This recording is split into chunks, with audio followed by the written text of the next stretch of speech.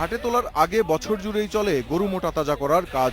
অল্প সময়ে বেশি মোটা তাজা করতে খাবারে নানা হরমোন মেশানোর পাশাপাশি পশুর শরীরে দেওয়া হচ্ছে ক্ষতিকর স্টেরয়েড। ম্যাক্সিমাম ক্ষেত্রে স্টেরয়েড ধরনের ড্রাগ, যেগুলো কর্টিকোস্টেরয়েড ড্রাগ, এগুলো ইউজ করা হচ্ছে। কিছু কিছু ক্ষেত্রে গ্রোথ হরমোন ইউজ করা হচ্ছে, টেস্টোস্টেরন, প্রোজেস্টেরন, এস্ট্রাডিওল, এই ধরনের কিছু ড্রাগ ইউজ করা হচ্ছে।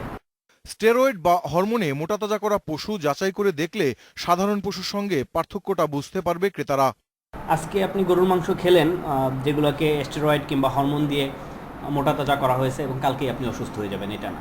দীর্ঘমেয়াদী ব্যবহার করলে দেখা যাচ্ছে যে ছেলেদের মধ্যে কিছু চেঞ্জ আসে, মেয়েলি আচরণটা প্রকাশ পায়, মহিলাদেরও টাক পড়ে যায়, শরীরের বিভিন্ন অংশে লোম গজায়।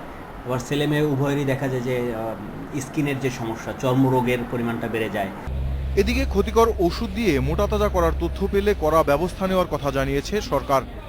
কোনো অসাধু ব্যবসায়ী এই ধরনের কার্যক্রম চালায় বা তাদের এই গরু ছাগলকে এই ধরনের নিষিদ্ধ ওষুধ ব্যবহার করে, প্রাণী সম্পদ অধিদপ্তর যে কাউকে এই তথ্যটি দিলে আমরা সেই এই খামারিকে অবশ্যই আইনের আওতায় আনব।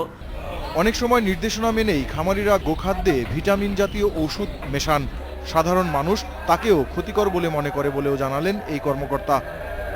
Mahbub Alam, independent news, Dhaka.